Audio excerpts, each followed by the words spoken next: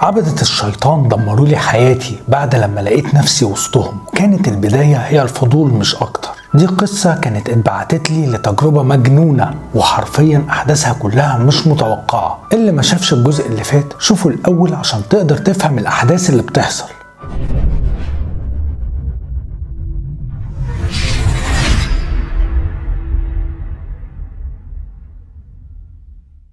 قالت لي انت ما تعرفش البيت ده ايه؟ قلت لها لا ما اعرفش. قالت لي ده كنيسة الشيطان. التمثال دوت كان عبارة عن جسم واحد بشري بس بوش معزة متحوطة بدايرة ومكتوب عليه من فوق الانجيل الشيطاني، وكان فيه في الأوضة ديت تماثيل كتير. لقيت زندورة وقعت على الأرض وجالها زي تشنجات جامدة، فجريت عليها وانا مش عارف اعمل ايه ولا اتصرف ازاي، بس الموضوع ما طولش. بعد دقيقة بالظبط زندورة ابتدت تهدى، وبعدين فتحت عينيها وبصت لي وهي مبتسمة وقالت لي ما تخافش، هو كان بيتواصل معايا. قلت له والله طمنا وقال لنا ان الكانسر دوت ليه علاج.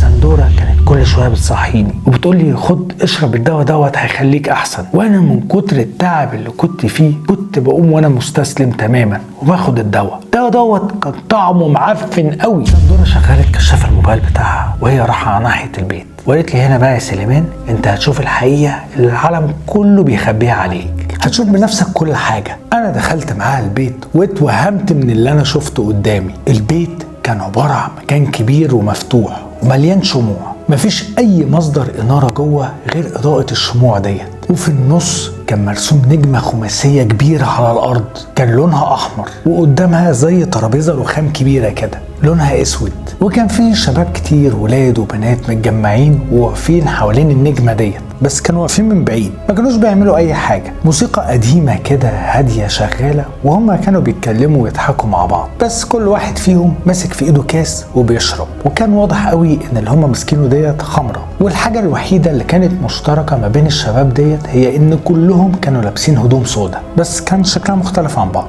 يعني هي كلها لونها بس اسود. مفيش ثواني ولقيت راجل كبير في السن كده ماسك صينية عليها كاسين فضة، كان شكلهم غريب ومختلف، كانوا مختلفين عن اللي الناس كلها ماسكاها، يعني الكل كان ماسك كاسات ازاز، لكن دول الوحيد اللي كانوا فضة وعليهم رسومات شيطانية كتيرة كده وبارزة. الكاس نفسه شكله مش مريح. الراجل دوت قال لنا اتفضلوا. زندورة اخدت الكاس وابتدت تشرب منه، وانا قلت للراجل لا شكرا مش عايز. الراجل اول لما قلت له كده بص لي باشمئزاز قوي. زندورة راحت مميله عليا وقال لي خلي بالك لو ما خدتش المشروب دوت هيخرجوك بره وكده مش هتقابله. فاضطريت اخد الكاس، بس بعد لما اخدت الكاس من الراجل ما مشيش، فضل واقف قدامي. زندورة بعد لما خلصت الكاس بتاعها حطيته على الصينيه، وبعدها بصت لي وهي بتضحك وقالت لي خلي بالك هو مش هيمشي غير لما تشرب الكاس دوت قدامه وترجعه له على الصينيه تاني. ما تخافش يا سليمان هو ما فيهوش سم يعني على فكره. انا ساعتها عرفت ان مفيش مفر، فاضطريت اشربه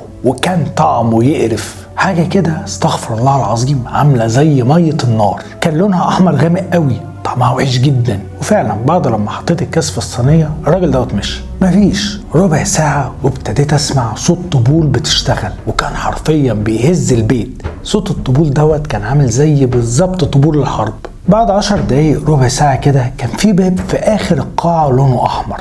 الباب دوت اتفتح وخرج منه حوالي 10 أو 15 شخص، كانوا كلهم لابسين جلابيات سودا وفيها كابتشو، حاجة كده زي لبس الكهنة، وكانوا مغطيين وشهم كله بماسك هيكل عظمي شبه كده وش الجاموس الوحشي، يعني زي جمجمة جاموسة ونازلة لتحت اللي هو تحسه مسحوب كده، وماسكين في ايديهم الشعلة ديت اللي هي عبارة عن خشبة وفي اخرها كده مولع. الكهنة دول ابتدوا يتجمعوا ويقفوا على الدايرة بشكل منظم، وهم عاملين يغنوا اغاني شبه بتاعة الفايكنج كده. انا سألت زندورة قلت لها هو مين دول؟ قالت لي دول الكهنة السفليين. الكهنة دول فضلوا واقفين شوية كده وهم بيغنوا، بعد شوية طلع واحد من نفس الباب اللي خرج منه الكهنة اللي كان موجود في آخر القاعة، بس كان لابس أحمر مش أسود، يعني لبس كاهن برضو بس لونه أحمر، وكان رافع إيده الاتنين قدامه وحاطط عليهم جلابية زي اللي هم لابسينها بالظبط ديت اللي هي بتاعت لبس الكهنة، بس كان لونها أزرق. الراجل كان شكله غريب عامل زي اللي شايل كفنه على إيده. فضل يمشي لحد لما اخترق الدايرة ديت وحط الجلابية في النص بالظبط في وسط النجمة. زندورة قالت لي ده كده هيطلع النهاردة، ده وشك حلو قوي يا سليمان. قلت لها هو مين اللي هيطلع؟ قالت لي خادم من خدام حامل النور. في نفس الوقت دوت سمعت صوت هوهوة كلب كانت جايه من ورايا. الهوهوة ديت ما كانتش هوهوة بس، لا كانت هوهوة بصريخ زي ما يكون كلب خايف وبيتضرب. لما بصيت ورايا عشان اشوف فيه ايه، انا لقيت 3 شباب معاهم كلب جيرمان وعمالين بيجرجروا فيه، رابطينه من رقبته بطوق وعمالين يشدوا فيه. انا في الاول كنت فاكر ان الكلب مش عايز يمشي معاهم، فعشان كده هم كانوا بيجرجروه. بس لما عدوا من قدامي اتفاجئت ان هم كانوا مربطين رجلين الكلب كلها في بعضها وعمالين يجرجروا فيه، وهو يا عيني عمال يصرخ من الألم. انا قلت لزندورة هم بيعملوا كده ليه في الكلب؟ حرام عليهم. قالت لي الحيوانات اتخلقت يا سليمان عشان تخدم ويتضحى بيها وتتاكل. قلت لها هم هيعملوا ايه في الكلب دوت؟ قالت لي لما يتحط على المذبح هتفهم كل حاجه. بعدها الشباب دول راحوا شايلين الكلب وحاطينه على الترابيزه الرخام اللي هي المذبح، وراحوا دفنين الكلب وبداوا يصفوا دمه في طبق. بعد لما دم الكلب كله اتصفى وبقى في الطبق دوت، الكاهن اللي كان لابس احمر اخد الطبق وابتدى يرش الدم على كل اللي كانوا موجودين بما فيهم انا طبعا، وكان عمال يقول في كلام بيمجد فيه الشيطان. وبعد لما خلص دلق الدم اللي كان باقي في الطبق دوت على الجلابيه الزرقاء اللي كانت محطوطه وسط النجمه. وبعد كده راح جاب ازازه كان لونها اسود وكان جواها برضو سائل لونه اسود، ابتدى يفضي الازازه دي كلها على جثه الكلب، وبعدها راح مولع في جثه الكلب. الكلب ابتدى يتحرق والدخان ابتدى يملى المكان اللي احنا فيه كله، والولاد والبنات اللي كانوا موجودين بقوا عمالين يهللوا ويصرخوا جامد وهم بيشاوروا على النجمه، كانوا زي ما يكونوا فرحانين جدا.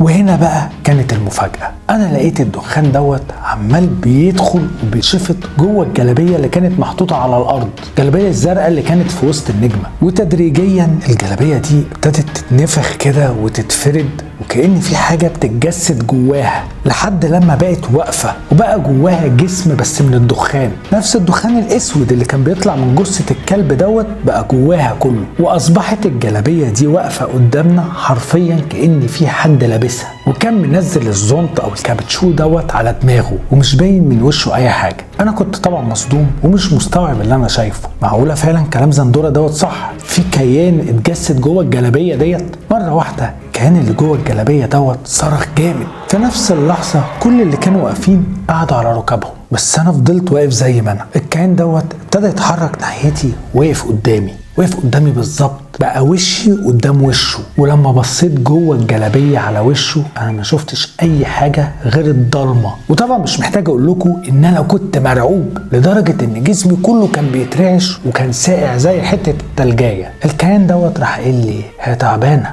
ولسه هتتعب اكتر، وانت هتبقى واقف قليل الحيله، بس ما تخافش انت هنا معايا وانا مش هسيبك. قلت له اعمل ايه عشان انقذها؟ قال لي الموضوع بسيط، انت هتمضي على عهد وانا هساعدك، ومش هساعدك بس في ازمتك ديت، لا في كل ازماتك هتلاقيني معاك. قلت له انا مش عايز ازماتي، انا اللي يهمني دلوقتي والدتي. قال لي حلها عندي، وراح مشاور للكاهن اللي كان لابس احمر.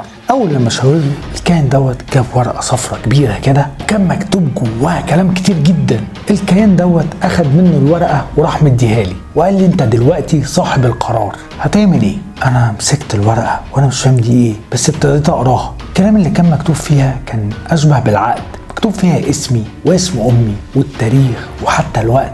يعني انتوا متخيلين حتى الوقت اللي احنا فيه كان مكتوب، وكل دقيقة كانت بتعدي كانت بتتغير تلقائي في العقد دوت. كانت حاجة غريبة جدا بالنسبة لي، الكلام كان كتير جدا والخط كان صغير، وهو كان واقف قدامي عمال يستعجلني، عمال يقول يلا مفيش وقت انجز، انا مش هقضي اليوم كله هنا معاك، لو فعلا بتحب امك وعايز تنقذها يبقى النهايه محسومه وفي الاخر هتمضي. قرايتك للكلام دوت مش هتغير اي حاجه على فكره. انا لما قريت البنود اللي كانت مكتوبه في الاول كانت كلها بتتكلم عن ايمان بوجود الشيطان وعن مشاركه الشيطان ليا في كل حاجه انا بمتلكها بما فيهم روحي وجسمي، وعن كمان السمع والطاعه لاي حاجه هتطلب مني. بس انا ملحقتش اقرا غير الاتنين دول، ملحقتش اقرا باقي البنود من كتر الضغط والزن اللي هو كان بيعمله. فقلت له خلاص ماشي انا موافق. الكيان دوت طلع من معاه ريشه سودا وكانت طويله، يعني اكبر من ريشه النعامه، كانت طويله جدا، وباخرها راح شاككني في صباعي وقال لي ابصم هنا على الورقه دي.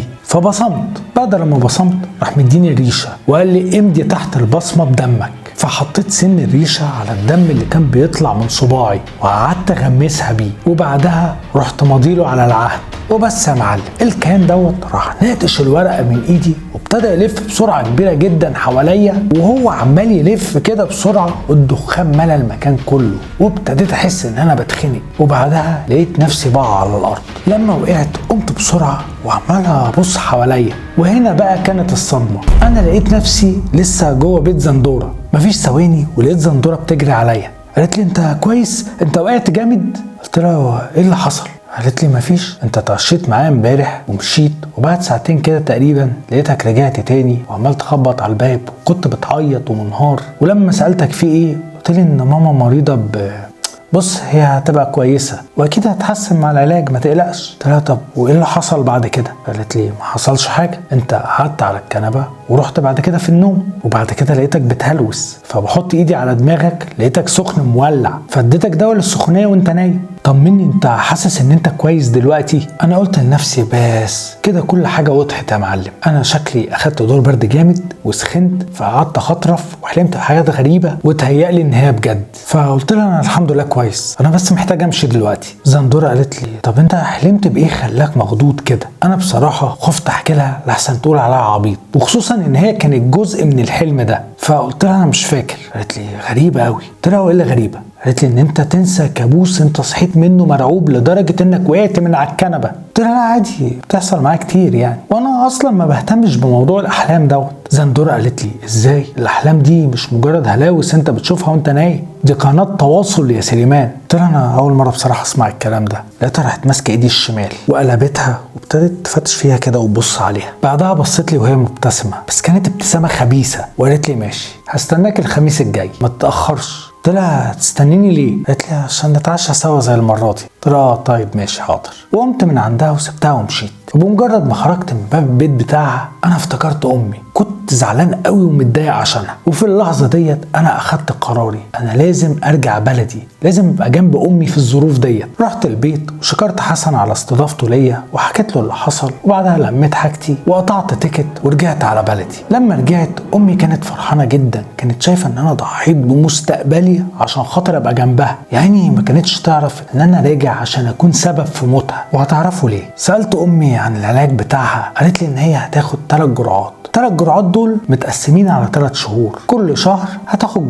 جرعه كيماوي طبعا، واول جرعه كيماوي هتبتديها هتبقى بعد بكره. قلت لها طب تمام الحمد لله ان انا ما فاتنيش حاجه. طبعا كنت راجع تعبان جدا من الرحله فدخلت نمت، ومن هنا بقى ابتدت الكوابيس. انا حلمت بنفس الكائن الشيطاني اللي شفته لما نمت في بيت زندوره. الكائن دوت كان واقف في اوضه نومي وكان بيكلمني بلهجه حاده، قال لي ما تخليش امك تروح جلسه العلاج غير بعد لما تعيد الاشاعات. انا عملت اللي احنا اتفقنا عليه بحكم عهد الدم اللي ما بيننا، وقعد يصرخ ويلف في الاوضه جامد. وبعد كده انا صحيت على اذان الفجر. قعدت افكر في الحلم وافتكرت كلام زندوره وهي بتقول لي ان الاحلام ديت تعتبر قناه للتواصل. وسط ما انا عمال افكر وارقط في ضوافري عورت صباعي، فقلت اقوم اطهره كده واحط عليه شويه كحول. وانا بحط الكحول على الحته المتعوره في صباعي اتفاجئت في نفس الصباع دوت بعلامه سودة، حاجه كده زي ما يكون دم متجلط تحت الجلد. ولما دوست عليها وجعتني جدا. انا استغربت قوي لان التعويره دي ما كانتش موجوده قبل كده، معقوله اكون اتعورت من غير ما احس؟ قعدت اعصر في دماغي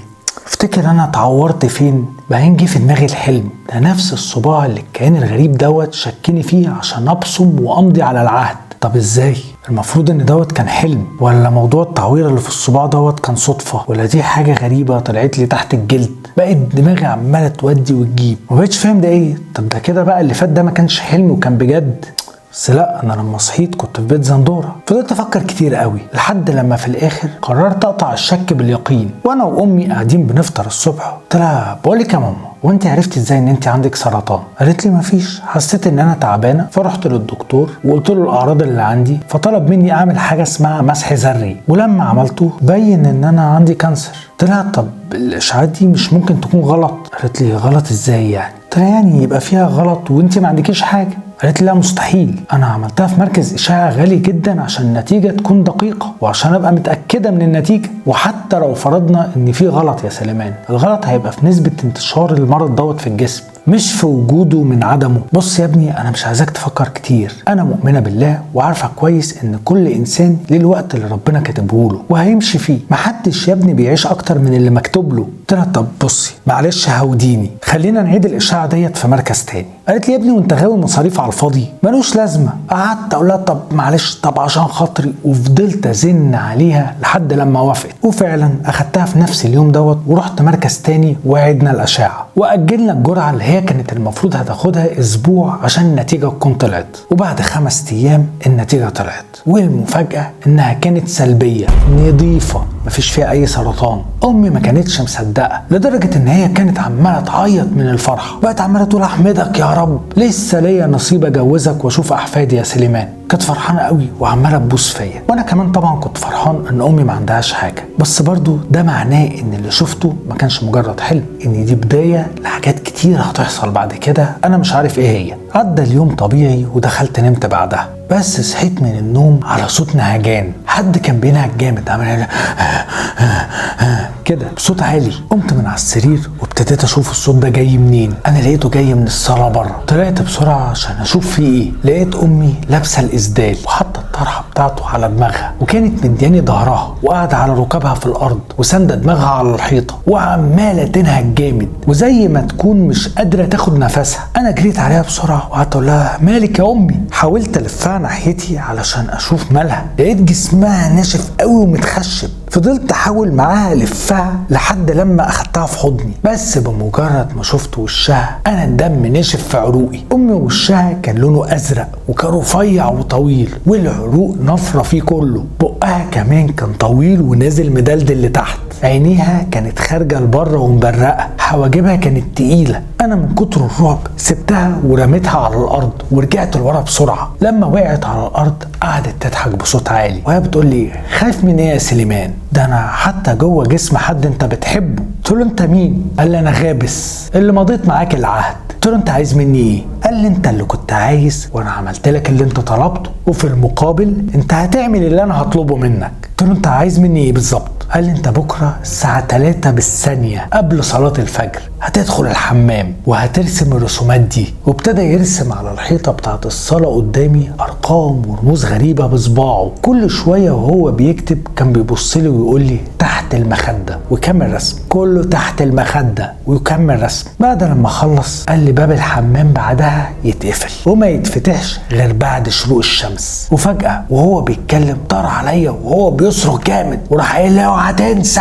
انا اتخضيت وصحيت من النوم وبقيت عمال اصرخ ولا ابعد عني. في نفس اللحظه ديت اتفاجئت ان امي واقفه قدامي، كانت لابسه الاسدال وبتبص لي وهي مصدومه، وده رعبني اكتر. فبقيت برجع بظهري لورا لحد لما وصلت لاخر السرير. امي قعدت تقول لي ايه ده يا ابني مالك فيها يا سليمان؟ انت خايف يا ابني مني؟ انا امك، انت اكيد كنت بتحلم بكابوس. انا بعدها بثواني كده ابتديت استوعب الموقف ده كان حلم جوه حلم. والمشكله ان انا لما فقت لقيت امي قدامي اللي هي اصلا كانت البطله بتاعت الكابوس بتاعي. فعشان كده كنت خايف لان الموضوع فعلا كان مرعب جدا. قلت لها معلش يا امي انا بس اعصابي تعبانه شويه. قالت لي ما انت يا ابني لو بتصلي قبل ما تنام عمرك ما هتحلم بكوابيس. قلت لها طيب حاضر هبقى اصلي. قالت لي طب يلا قوم صلي الفجر جدا. قلت لها طيب ماشي حاضر، خش انت بس نامي وانا شويه كده وهقوم اتوضى واصلي. قالت لي ماشي. وطبعا انا كبرت دماغي وما صليتش ودخلت كملت نوم. تاني يوم صحيت من النوم وفطرت مع امي وبعدها دخلت العب بالاكس بوكس بتاعي وامي بدات توضى بالاوضه. بعد ساعه كده انا لقيت امي بتنده عليا فقمت اشوفها عايزه مني ايه. لقيتها بتقول لي هي الورقه اللي تحت المخده ديت انت عايزها ولا ارميها في الزباله؟ اف دي ريحتها تقرف. قلت لها ورقه ايه ديت؟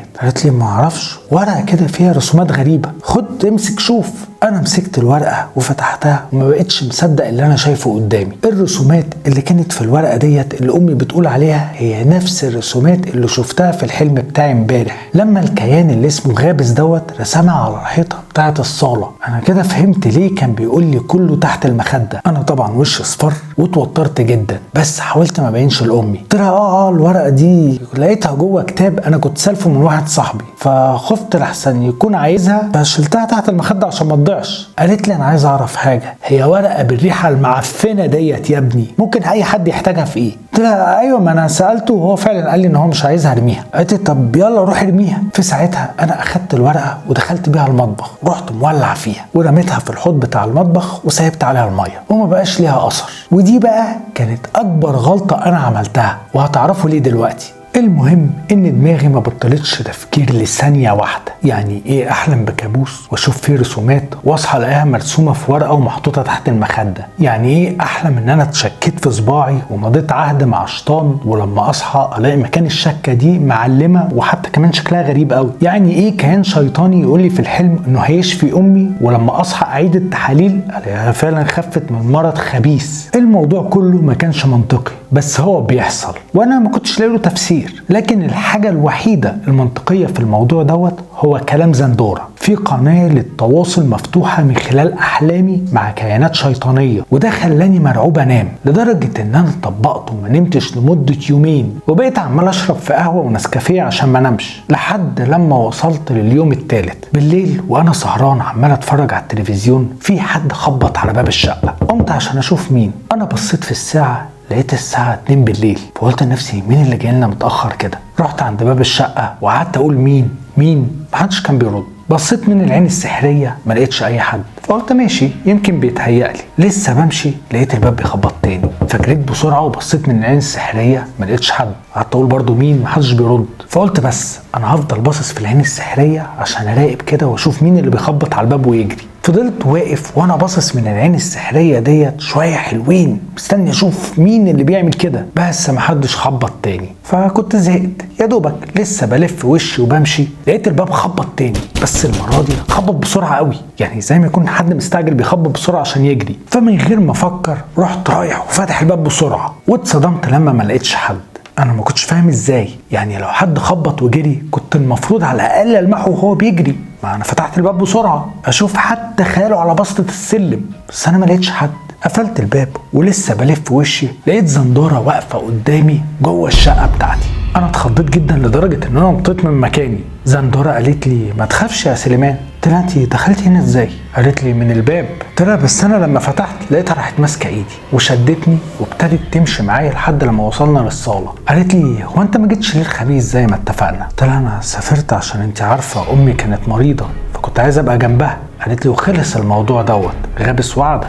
انت بقى ما نفذتش ليه اللي طلبه منك، انت كمان حرقت الرساله بتاعته وده معناه انك بتتحداه. قلت لها انا مش هقدر اعمل كده. زندوره ما اتكلمتش وبدات تشاور لي على باب الحمام. فقلت لها في ايه، انت بتشاوري على الحمام ليه؟ ما ردتش عليا. فضلت مشاوره وهي ما بتتكلمش، بس مره واحده وفجاه وبدون اي مقدمات باب الحمام اتفتح بقوه كبيره جدا لدرجه ان هو اتخلع من مكانه اصلا، ولقيت كيان رفيع وطويل ولونه اسود مش باين له ملامح كان بيجري ناحيتي بسرعه، ومره واحده راح خبطني في بطني جامد. انا من قوه الضربه ديت طرت واتخبطت في الحيطه ووقعت على الارض. الكيان المرعب دوت بقى واقف قدامي وعمال يلوش بايده في كل حته، وزي ما يكون كان في قمه غضبه وكان بيقرب مني. انا حاولت اصرخ بس صوتي كان متحاش. في نفس الوقت دوت سمعت صوت امي جاي من بعيد وهي عماله تقول لي ايه ده يا سليمان، انا امك ما تخافش انا هنا معاك. وابتديت احس بيها وهي بتضربني بالاقلام على وشي، كانت بتحاول تفوقني. ثواني وابتديت افوق واوعى. فقت وانا عمال اشاور على الحمام واقول لها اهو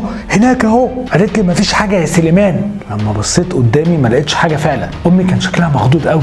قالت لي مالك يا ابني انت كويس؟ قلت لها هو ايه اللي حصل؟ قالت لي انا كنت نايمه وصحيت على صوتك وانت عمال تنازع بصوت عالي، فقمت اشوف مالك لقيتك مرمي على الارض ومفتح عينيك وعمال تترعش وجسمك كله كان متشنج، وكنت عمال تشاور على الحمام. فضلت احاول افوق فيك واضربك بالاقلام لحد لما فين فقت في الاخر. ده انت سيبت مفاصلي. قلت لها معلش يا ماما انا شكلي مجهد. قالت لي اه طبعا ما انت ما بتنامش، لو سمحت قوم وادخل على اوضتك ونام على سريرك دلوقتي حالا يا سليمان. قلت لها طب شويه كده. قالت لي حالا. قلت لها حاضر. جيت اقوم حسيت بوجع جامد قوي، كان وجع مش طبيعي في بطني، بس ما حاولتش ابين لامي اي حاجه. قعدت ازك كده لحد لما دخلت اوضتي وقفلت عليا الباب.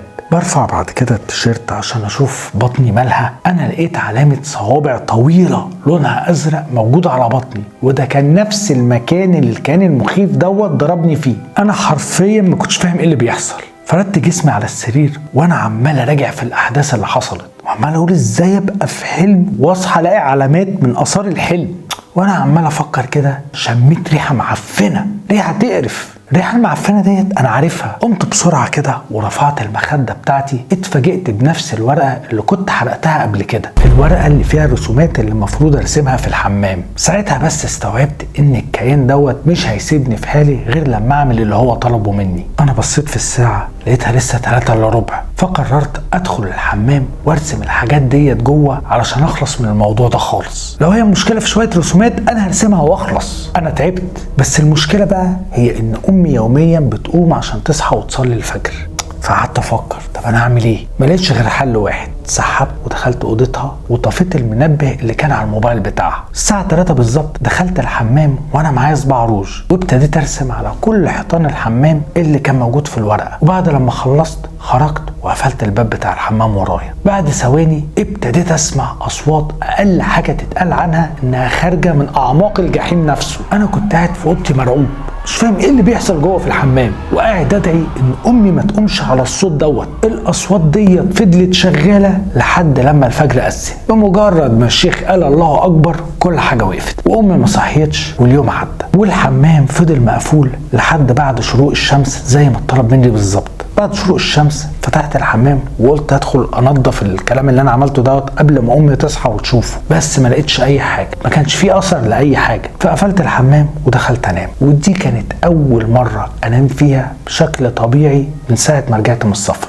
انا يعني نمت كتير جدا، ولما صحيت كنت مبسوط قوي، حاسس ان انا فايق كده، وكنت فاكر بقى ان الموضوع خلص خلاص. بس للاسف ما كنتش اعرف ان دي البدايه. الكيان دوت كان اسبوعيا لازم يطلع لي في احلامي ويقعد يطلب مني طلبات. مره يقول لي اروح المقابر وادفن حاجات، ومره تانية يطلب مني ان انا ارش زي ميه كده هو بيكون سايبها لي على بيوت ناس انا معرفهاش. مره تانية يطلب مني اذبح قطه وارسم بدمها حاجات، وحاجات تانية تقرف وما ينفعش حتى ان انا احكيها. ولما كنت برفض اي حاجه من اللي كانت بتطلب مني، الكيان ده كان حرفيا بيوريني الجحيم، ضرب، رعب، كوابيس، لدرجه ان انا احيانا كمان ما كانش بيخليني اعرف افرق ما بين الواقع والخيال. انا كنت ضايع. بعد 3 شهور امي قالت لي سليمان انا عايز اقعد معاك. فقعدت معاها قلت لها خير يا امي؟ قالت لي انت حالك اتبدل، بقيت عصبي، تصرفاتك بقت غريبه، انا حتى ما بقتش عارفه اشوفك، كتير بسمعك بتتكلم بلغه غريبه مع حد مع انك بتكون قاعد لوحدك في الاوضه او في الحمام، هو ايه اللي بيحصل بالظبط؟ قلت لها مفيش حاجه بتحصل. قالت لي يا ابني لو في حاجه قول لي، انا بقيت مش مرتاحه في البيت، ولما بدخل عشان اتوضى بحس بنفس جنبي، ولما بنام يوميا بحلم بكوابيس، انا حتى صحيا ما بقتش كويسه، كل يوم صحتي في النازل معرفش ليه. انا لما بصيت لامي لقيت ان تحت عينيها اسود، وجسمها بقى هزيل، وبقت رفيعه، وجلدها كان مكرمش. انا بقيت مستغرب ومش فاهم كل دوت حصل امتى. انا ازاي اصلا ما لاحظتش ان امي تعبانه بالشكل ده؟ استوعبت ساعتها ان انا كنت عايش لوحدي في ملكوت تاني. قعدت اقول لها حقك عليا يا امي، انا هتصرف، انا هرجع كل حاجه زي ما كانت. وسبتها وقمت دخلت اوضتي، طلعت الموبايل بتاعي وقعدت اقلب فيه لحد لما لقيت عندي رقم زندوره، فاتصلت بيها. اول لما ردت عليا قالت لي ازيك يا سليمان؟ قلت لها انا مش كويس يا زندوره. قالت لي ليه؟ قلت لها حياتي كلها اتقلبت، وفي كيان بيطاردني من ساعه ما مشيت من البيت عندك. قالت لي عشان ما حضرتش معايا القداس يوم الخميس زي ما اتفقنا. قلت لها طب وده ايه علاقته؟ قالت لي جسمك يا سليمان اصبح حر، وده معناه انه هيبقى مطمع لاي كيان شارد. قلت لها انا مش فاهم حاجه. قالت لي تعالى واحضر معايا القداس الاحمر، اي حاجه بتطاردك هسيبك ما تخافش. قلت لها وامي كمان تعبانه جدا. قالت لي تعالى وكل حاجه هتتحل، انت لسه قدامك وقت، خلي بالك فاضل اسبوعين بس على ميعاد القداس. انا للاسف ما كانش معايا تمن التذاكر، وفي نفس الوقت كل يوم كان بيعدي عليا كان بيبقى اصعب من اليوم اللي قبله. الكيان دوت اصبح مش بس بيطلع لي في احلامي، لا انا كنت بشوفه في كل حته انا بروحها. وامي كانت من سيء لاسوأ. حاولت اكلم حسن علشان يساعدني اسافر تاني، بس للاسف تليفونه كان مقفول طول الوقت، فاضطريت استلف، وبعد كل حاجه كانت عندي قيمه لحد لما جمعت ثمن التيكت بتاع الطيران، وفعلا سافرت على امريكا. واول لما وصلت كلمت زندوره، لقيتها بتقولي انا مسافره وهرجع على ميعاد القداس. رحت على بيت حسن وقعدت اخبط كتير، بس حسن ما كانش موجود وموبايله كان مقفول. فما كانش فيه اي مكان ممكن ابيت فيه، فبقيت بنام في الشارع زي المتشردين بالظبط. وكنت بدخل الحمامات العامة عشان اقضي حاجتي. وفضلت كده لحد ميعاد القداس يوم الثلاث الساعة 8. زندورة اتصلت بيا قالت لي ايوه يا سليمان انت فين؟ قلت لها انا في حته اسمها ليك سيتي. قالت لي فين هناك؟ قلت لها عند مطعم اسمه ريفر ستوك. قالت لي تمام انا هعدي عليك حالا. قلت لها طب ينفع بس اجيلك البيت علشان اتشطف؟ انا متبهدل جدا يا زندورة، بقالي 5 ايام بنام في الشارع. قالت لي بقول لك ايه، مفيش وقت احنا اصلا متاخرين. وفعلا ما رضيتش تخليني اروح لها، وعدت عليا وكانت راكبه عربيه جيب سودا. العربيه ديت اتحركت وراحت بينا لنفس الغابه المخيفه الضلمه اللي انا حلمت بيها قبل كده او اللي رحتها معرفش. والعربيه وقفت قدام نفس البيت الاسود القديم، ولما دخلنا البيت لقيته هو نفسه، نفس النجمه اللي كانت مرسومه على الارض، ونفس المذبح الاسود، ونفس الستاير، ونفس الديكور، ونفس الالوان، كل حاجه. فعرفت ان انا كده ما كنتش بحلم.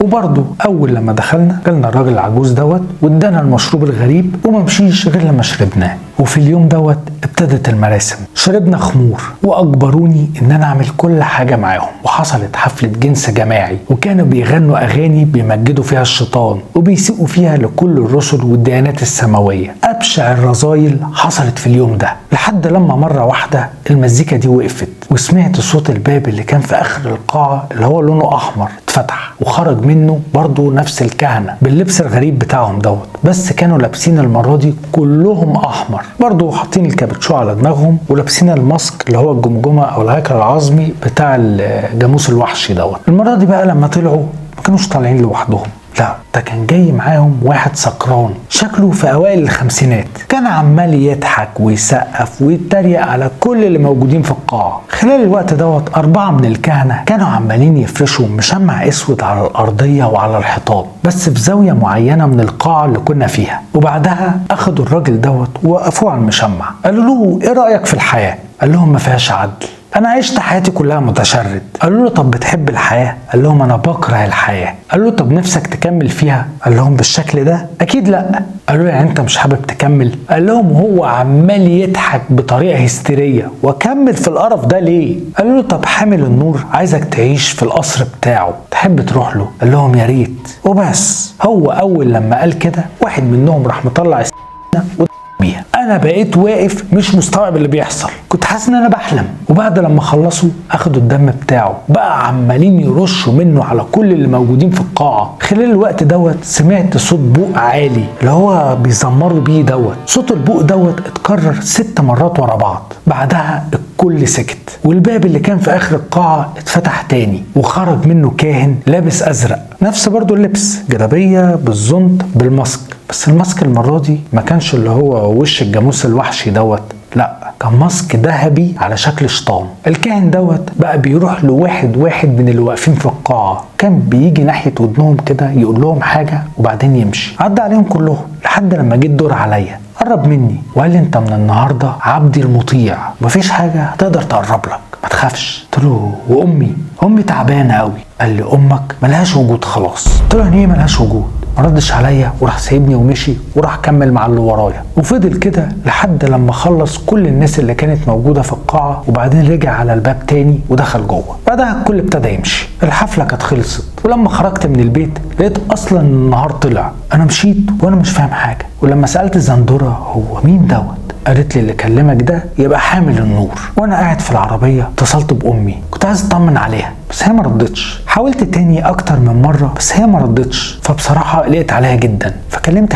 خالتي هي اقرب واحده ليها ولما بيحصل اي حاجه بتبقى عارفاها. بس لما خالتي ردت عليا انا لقيتها كانت منهاره في العياط. قلت لها مالك يا خالته، في حاجه ولا ايه؟ قالت لي انت فين يا سليمان؟ انا مش عارفه اوصل لك خالص. قلت لها انا موجود، في ايه بس قولي لي. قالت لي امك تعيش انت. قلت لها ازاي؟ قالت لي تعبت جدا وراحت المستشفى، ولما كشفوا عليها لقوا ان السرطان ده منتشر في جسمها كله. قلت لها ازاي؟ ده كان راح من عندها، احنا عملنا الاشاعات تاني وكل حاجه كانت زي الفل. قالت لي النتائج كلها كانت غلط، وطول الفتره دي السرطان كان عمال ينهش في جسمها. انت كنت فين؟ وازاي سبتها لحد لما وصلت للمرحله دي؟ طيب لو فهمت ايه اللي حصل اكتب لي في الكومنتات. بس خليني اقول لك ان طول ما انت بعيد عن ربنا هتبقى صيدة سهله لاي حاجه غلط، سواء بقى عبدة شيطان، مخدرات، خمرة، سرقة، اي حاجة شمال. لكن طول ما في علاقة ما بينك وما بين ربنا هتلاقي نفسك دايما بتحسبها. هتحس بالغلط ومش هتبقى حبه، وحتى لو حاولت تعمله مش هتبقى مرتاح، ولو ضغطت على نفسك مش هتكمل فيه، عشان في علاقة ما بينك وما بين ربنا. العلاقة ديت هي الصلاة، فبلاش تقطع الحاجة الحلوة. بالنسبة بقى لعبدة الشيطان فهي فكر شاذ بيستغلوا فيه حماس الشباب وحبهم للتحرر، وهشرح لك دلوقتي ازاي. مش ساعات ممكن تلاقي شاب صغير لابس نص كم في عز الشتاء وانت ما بتبقاش فاهم هو بيعمل كده ليه؟ تلاقي مثلا الدنيا بتمطر والكل عمال يستخبى في اي حتة جوه البيوت، وهو الوحيد اللي ماشي في الشارع ومبسوط تحت المطر عادي جدا. تلاقيه بيخش في اي حاجة خطر، خناقة ملوش فيها، مشكلة مش بتاعته، اي حاجة مجنونة عموما. هو بيعمل كده عشان يبقى مميز، عشان يحس انه موجود، عشان يحس ان هو جامد ومختلف. اللي بيعمله دوت هو بيدي لنفسه احساس بالقوة، ان مفيش حاجة ممكن تقف قدامه. هم بقى بيستغلوا الكلام ده، دايما بيبينوا لك ان العقيدة بتاعتك حاجة محرجة. ايه ده انت بتصلي؟ ايه اقعد تريق عليك. يبينوا لك دايما ان هم الجامدين الاقوياء اللي بيعملوا حاجات خارجة عن الطبيعة. ايه ده انت بتخاف؟ لا روح اقعد جنب ماما. ويفضلوا كده وراك، او يشوفوك انت بتحب ايه ويدخلوا لك منه. بتحب البنات هيزقوهم عليك، بتحب الشرب والمخدرات هنديك، بتحب الحفلات والرقص، احنا حياتنا اصلا كلها دلع، ما بتخافش من اي حاجة وقلبك ميت، احنا اصلا لسه طالعين من التربة دلوقتي حالا. باختصار متعتك هتلاقيها معاهم. عشان كده كنت بقولك صلي وابعد عن اي حاجة شمال، لانك بمجرد ما تدخل مش هتعرف تطلع. ومش عايزين ننسى الحلم يا اشباح، بيون شبح جوه الكابوس، مكملين مع بعض، مفيش حاجة هتوقفنا. واشوفكم على خير في الكابوس اللي جاي.